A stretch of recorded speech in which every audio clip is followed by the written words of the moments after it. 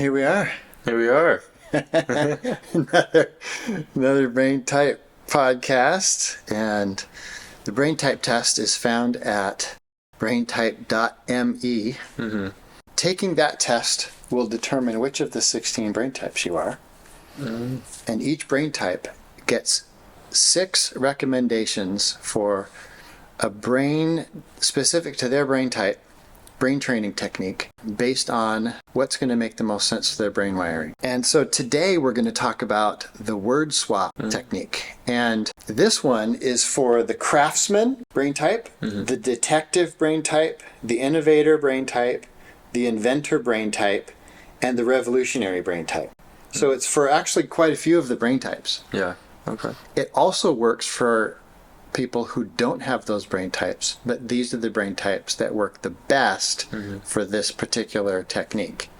Wow. And so obviously we're giving it away for free like we do on all these podcasts. We talk about a brain training technique on all of them. And of course the brain type test. But again, people who want to determine which are their specific superpower techniques, go to braintype.me and take the test. Oh, okay. Yeah, Cool. like you have. Yeah. Yeah. And we've talked already about some of your superpowers, and we'll talk some more in the future about them. But the word swap method helps to change the meaning of a word. Okay. And the reason that's important is because words are our experience. So if somebody comes to me and they say, I am so incredibly stressed right now, I feel like I'm going to die. They've just made that their experience. Oh. It's a pretty negative experience. Yeah. Yeah. And back in the day when I was training out of clients' homes, I had a client who, when I came to her door for our session, she opened the door, she goes, I'm so stressed. I just don't know what to do. And so I thought, somebody's in the ER. Catastrophe. Really stressed out. Oh, really? Yeah. And I go, wow, what's wrong? And she goes, the dishes are in the sink and my housekeeper is coming over. And I don't know if I should rinse them and put them in the dishwasher or if I should just leave them in the sink. First world problems. And so I didn't say anything because I expected that to just be the start of the story. Okay? Wow. and then I expected to get to the part about the plane crash or the volcano erupting. Yeah. But that's where it ended. And I'm going, Wow. okay. That's wild. It's your housekeeper, right? And she goes, yeah. And has she put dishes from the sink into the dishwasher before? Yeah. And then you pay her for doing stuff like that, right? Yeah. Wow. Okay. Why don't you just leave them there and we'll get started with our workout? That's hilarious. And then she felt better. Man. Yeah. And so it dawned on me that we all have to have stress. So stress is actually good. Okay. Yeah. It always feels bad. Whether it's good stress or bad stress. Good stress is a wedding, you're really excited, but everything's happening and you want everything to turn out and stuff might be going wrong here or there, but it's a wonderful event and all that. Or like a game situation, playing sports, stuff like good stress. Yeah, that's a good stress, but you're super stressed. Yeah. Yeah. Yeah. And then bad stress is, a volcano erupted. Car down crash the or street. something like that. Yeah, we actually need stress. People who have a stress-free life will create stress. Like this person we're talking about. Okay. Yeah. She didn't work. She had everything. She had a housekeeper. She had a 2 or 3, actually, I think 3 nannies. And so she didn't have to do anything that she didn't want to do. So there were no problems. There were people around her taking care of everything for her. And so it dawned on me that, she, as humans, we have to have a certain level of stress to feel alive. And people who don't have stress, like people who retire, and then sit in front of the TV, they're dead within 3 or 4 years on average. Really? Yeah. Wow. Because that's no life. There's no purpose. There's no stress. That's, And it's a killer. So yes, stress is a killer, bad stress, and too much of bad stress, under cortisol all the time. and we can talk a little bit more about that because, that can break you down and age you really fast.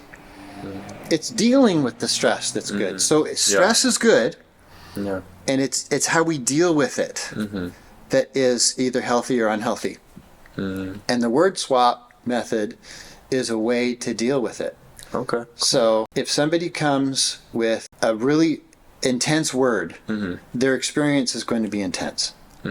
So if somebody comes to me about a little thing and they say, I'm furious, then I'll start asking questions. Yeah. And first of all, I want to break their pattern. Yeah. Because if they say they're furious, they're going to feel furious. Yeah. Now they're furious. They just said it. And that's not a great place to be, especially if it's a little thing, not a big thing. Exactly. And most, 99.9 things in life are little things. Yeah, that's so When true. you really step back That's and so look at it, true. especially later on, Yeah. it's a little thing. Yeah.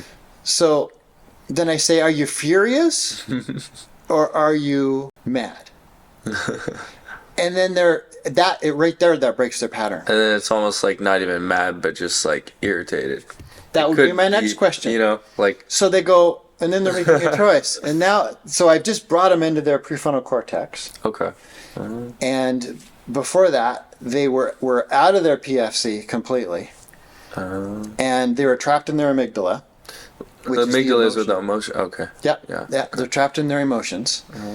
And so now they can't, when you're trapped in your amygdala, you can't think logically or rationally. Okay. And so you're not going to make good decisions. Yeah. Yeah. And you're miserable because Yeah. you're trapped in fear Yeah. or emotion, whatever emotion it is. Yeah. And so just asking the question brings the person out of the amygdala and more into the PFC where they can think more rationally and logically. That's a really good way to even like diffuse like arguments between like certain people or something like that. Like Yeah. a way to have good conversations and like dialogue, Yep. It's about breaking a pattern. And that's funny that you mentioned that because a thought just popped into my head. I have ADD, but I know how to work with it, Yeah, right? yeah. And so this is a good example where I saw this video of a guy. I think he was a psychology student. Anyways, he knew what he was doing because he was on a subway and these two people were getting in each other's face and it was about to break into a fight. Oh wow. It was getting nasty. Yeah. And so he was eating a bag of chips at the time. Yeah. So he got up and stood between them eating chips. And that was Wow. enough to break the pattern. Really? Because they were like, Like what in the world? all of a sudden, Yeah. everything is shifted for them. Wow. And he knew what he was doing. Yeah. And it diffused the situation because it broke their pattern. This is the same kind of thing. And so we can do it to ourselves, though, with the word swap. Okay. If we catch ourselves saying something or feeling something, or some people will be alone and they hit their thumb with the hammer. It's not that bad, but it hurts. Now they're going off into this tirade of swear words. They're all upset. Yeah. And now it hurts like crazy Yeah. because of the state that they're in. So in this technique, what that person would do is they would take one of those words and turn it out around into another word. Like maybe they said the F word. And so they would turn it around and instead they would stop themselves and they would say sassafras. Something that would make is silly, right? Yeah. Or if somebody is furious, you could ask yourself the question instead of me asking them to break their pattern. You can break your own pattern. So if I say I'm furious, I could stop myself. I could say, am I furious or am I just miffed? It's kind of a funny, Miffed, yeah. it's kind of a funny word, right? Yeah. And maybe I'm more than miffed, but at least now I've introduced a funny word into it. Yeah. I've taken myself out of my amygdala into my PFC. Oh, okay. Now I've changed my state. Interesting. And now I have a different experience because the word I'm using is different, which is really important because usually all it takes is something to break your pattern. So is the key to try to use positive words or just funny words to kind of bring up like a different emotion? Great question, and it depends on your brain type Okay. and your personality. If you're a positive person, sure, you're good at using positive words, so then you would be easy to come up with a positive word. Okay. if that's your personality or brain type. If you're a negative person, and by the way, being a negative person isn't a negative. We need those people, because if the world was full of only optimists, we'd all just be running around thinking everything is great, and we'd be great starters and horrible finishers. We need it. All optimists need a pessimist friend to be able to help them see reality and see the potential problems of an idea, instead of just sprinting down that path and wasting a whole bunch of time. And careening off a cliff somewhere because they didn't think of the problems along the way. So that's a little side note. But so positive, negative, it's all good. All types of people, we need them. So it depends. Okay. It should be a level down. Level down. Yeah, at least one level down. It's okay to go lots of levels down, because if you're asking yourself, am I furious or am I miffed? That's a few levels down, right? Plus, it's a little bit funny. Maybe it's too far. And you can say, no, I'm not miffed. I'm ticked. Okay, well, that's better than furious. Right? So you're changing your experience. So instead of outraged, you could be like, oh, I'm annoyed. Changing the wording, in essence, kind of downplays or changes the emotion that they're experiencing, is kind of what you're saying. Yes. Oh, okay. And the reason that's important, number one, we've already talked about the fact that you're going into your PFC, so now you can think clearly. Instead of emotional, because when you're stuck in your amygdala and you're only thinking emotional, now you're reacting to the situation like an animal would do. But once you get into your PFC, you can think logically. You can step back a little bit. You can simulate the future with different scenarios. Animals can't do that. They're only reactionary. And as long as we're in our amygdala, we're just like an animal. And we're going to make really bad decisions, and we're going to hurt ourselves and others. True. Ourselves because we're pumping out cortisol, which is great in the short term to get us away from tigers, but bad in the long term because long-term cortisol breaks us down. Okay. And it's also fattening. Oh, really? Yeah. Wow. It's harder to burn fat if you're stressed all the time and cortisol levels are high. Wow. And so for health reasons and fitness reasons, it's great to get rid of that stress. Word swap is a great way. Here in the xgym, we help people every day. Every time someone comes here and works out, we're helping them reduce their cortisol levels, get rid of stress, because the workout is short enough that it doesn't crank their cortisol levels up higher like a long duration like cardio would do, or long duration high intensity would do. Also, the other reason that this workout works so well for stress reduction is because we are necessarily training the fight or flight system. Because when we work out here, as you well know, it's 1 to 3 minutes. And it's only the last 20 or 30 seconds that's really hard. Exactly, And it's only that last period of time when you're going, oh my gosh. And your fight or flight is activated. And that's okay, because it's designed to be activated for about 20 or 30 seconds. So when you're getting away from a lion, if you haven't escaped within 20 or 30 seconds, and you're safe because you escaped, then you're being eaten. And it's still over in 20 or 30 seconds. Either way. Very bad. Oh, man. So it's not supposed to go past that. And so at the very end of our 1 to 3 minutes, we're activating it. Exactly. And then it's over. And then you've probably noticed that our members here, when you train someone, when you say done, that's their favorite word, exactly. and they go, like, oh, Well, people have forgotten how to go, Now here they do it naturally, because it's so intense and then nothing. And we coach people on that, and I tell people often, feel the relief and the release. So then they're appreciating it, and they're focusing on that relief and release of fight or flight being turned off. And so what we're doing is 5 or 6 times through the workout, we're training them on what it feels like to be on and how to turn it off really fast. So now that's a skill that gets built with practice every time they come in here, especially when we're reminding them and pointing it out. So then when they're out there, they're able to know what being in it feels like, and they know how to get out of it. So they're not stuck in it all day, like most people are, Yeah. who don't know how it feels when they know they're stressed, but they don't know how the fight or flight mechanism works and how dangerous it can be to be on all the time, or how to get out of it. Yeah. And so then they get stressed about being in it. Yeah, and it's worse. That's worse. Because they don't know what it feels like to turn it off and how to turn it off. Wow. Yeah.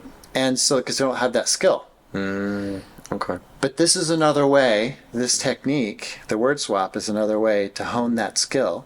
Yeah. There's lots of ways to do it. Working out, actually, turning it on and off is the best way. But this is another really great way, especially for the brain types I listed, because it changes your experience. Yeah. It helps you turn off fight or flight. That's awesome. And turn off that cortisol. Yeah, that's really cool. One question I was thinking about the negative emotions type thing. So, say when somebody gets hurt or stub their toe and they're like, beep, beep, beep. But say, for example, like a really traumatic experience, like a bigger experience is like very traumatic in their life, right? And then they go through that. But say they listen to certain music or certain emotions that could tend to keep them in when they listen to that music or those emotions through the music, it brings them back to like almost a traumatic experience, the same traumatic experience. So that could be a really negative feedback loop that even input through music or even like what you're listening to can tend to affect you going into the emotional state of the brain or something like that. Yes. Or even the opposite, like positive music and certain positive like memories from your past. You're talking about triggers that are associated with an event. Yeah. So there's lots of examples of that. And if it's a negative event, you're talking about PTSD. Yeah. So if you're military, you've been in a war, and you hear explosions, of course, that could trigger your PTSD. There's professional therapists that are really good that specialize in that. And that would be better than using one of these brain training techniques, which are more geared toward fitness and health, breaking patterns and habits and things like that, and cravings and stuff like that. Changing your mood in a short term that's not tied to PTSD. One of my favorite authors, Mel Robbins, talks about somebody who's afraid of flying. Yeah. And a lot of people are. Yeah. And so she coached somebody through it one time where she said, okay, well, so you're flying where? Well, I'm going to go fly and see my family. So tell me about that. When you get there, tell me about, what's that going to feel like? Who are you going to be really happy to see? Yeah. And what do you typically do when you see them? Do you hug them? And so she takes her to the future to simulate the future. Okay. Again, which animals can't do. So humans we're very unique in that way because we have a bigger PFC that's capable of doing that. So she's putting this person in her PFC, coaching her through this future event. And then she says, okay, now when you feel the fear coming on of the flying, switch your thoughts to why the flying has to happen to get to this. Okay. Yeah. Think about that and go there. Yeah. And so and it takes them out of their negative emotions. Yeah, it kind of jumps over the flying part into the. Okay. And that's cool. Yeah, then that person, maybe they're not cured from, but at least for that flight. Yeah. Now it's going to be easier to get there. A lot and easier. Instead of thinking and gripping the seat the whole flight and freaking out the whole time, now they have a tool they can use to help break that pattern. Yeah. Because again, that's what it is. It's breaking the pattern. Yeah. And that's what this technique is. The word swap is breaking the pattern. So what I tell people is get used to the words that you use. Because you're using probably the same words a lot. And those words are tied to certain emotions and they're going to trigger certain things. And so maybe consider upgrading your vocabulary. Yes. Okay. And having a list of words that you can use for this list of words. And over time, this list is going to become this list. And now you're going to be miffed instead of furious. Yeah, that's good. And you're going to be a generally happier person. And like we said, 99.9% of the things out there are little things. Yeah. They're not the big things. So true. And there's even a book about that. Don't sweat the small stuff. Oh, that's and then in parentheses it says, and it's probably small stuff or mostly small stuff. Yeah. And it's true. We overreact, especially in this country, because we have it so freaking good. Yeah. And we're spoiled brats. Yeah. I mean, we get on the plane and we're sitting there and the flight's delayed 10 minutes and we're like, I'm oh my furious. gosh, Or like, this is the worst. First And we're world problem. mad, and we're impatient, and we're sitting on a $1 billion piece of equipment. Wow. And once we get up in the air, we're experiencing the miracle of flight. Yeah. And we're so fortunate. Mm-hmm.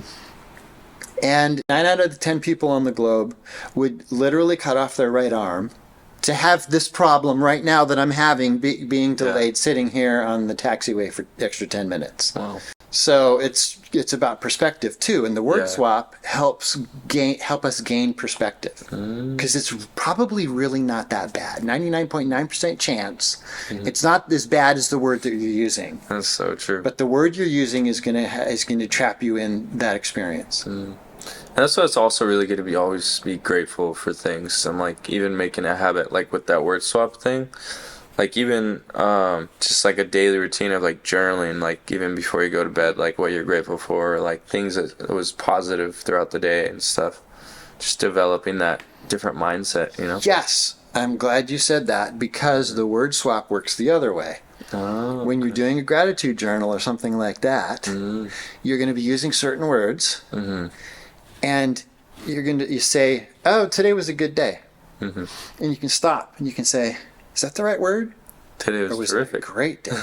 Yeah, exactly. Now, once you say the word "great," you've just up-leveled your experience, Nice. and guess what? Now your brain is going to start to kick out reasons to justify the statement you just made. Wow. It will go the other way too. Wow. If you say you're furious, your brain, your subconscious will kick out reasons to justify that state, Wow. and it'll get worse. You'll spiral down, or you can spiral up. It's your choice.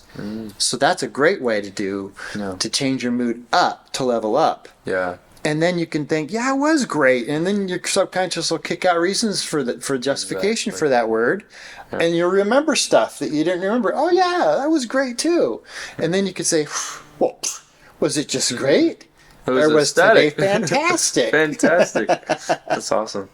Oh, that's so cool. I never knew words had like such a big impact on the way even your subconscious and the way you view stuff. Because if somebody can learn how to biohack the words that they're using like effectively, they can essentially biohack their mood throughout the day to a certain extent, you know. It's so easy. Wow. When you think about it, that words have that much power, it's so easy. Wow. And then you think about your vocabulary, and you step back and you take a look at it. Yeah. What are the words that I'm using most of the time? Yeah. Oh, well, that's not serving me very well. Or, that's serving me fantastic. And you can catch yourself, because everybody, for every awful word that they use that's going to spiral them down, they probably also use some words on the other side of the spectrum that they should keep using. Yeah. And so it's just paying attention is the first step. And then catching yourself is the second step. And then putting this into practice is the third step. Yeah. So if you had a friend that was super negative all the time and always had a negative mindset, how would you best go about trying to explain this to your friend? Like, start with the questions. So when they come out with a really negative word, you can say, oh yeah, that does seem, I think I'd be miffed too. Use the word, or you can ask them a question. But careful with the question, because if you say, are you furious, or are you just kind of miffed? Then if they want to be furious, because sometimes people get addicted to that emotion, whatever word they said, and they don't want to come out of that pattern, because they want to feel furious right now, and they'll get mad at you. Really?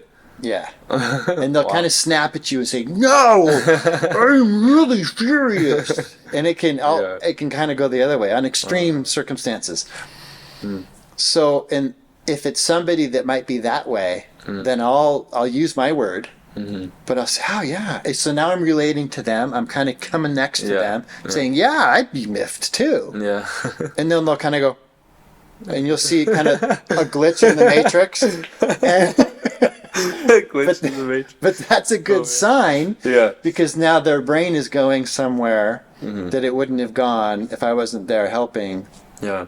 and I will actually see the pattern start to change and start to diffuse the situation just because I introduced the word into the air, because my words have power for them too. That's amazing. Yeah, this is just one of the superpowers, and the full schmeal on this. If somebody had this on their brain type test, if it was one of their half a dozen on the results, they get a full video on detailed on how to do it. Today was enough for somebody to be able to do it. Yeah. But the videos explains it more and more in depth to fully understand it. That's so really braintype.me. That's awesome. But at least hopefully we help some people with this podcast. Cool, man. Yeah. Good work. Right on. Right on. Boom.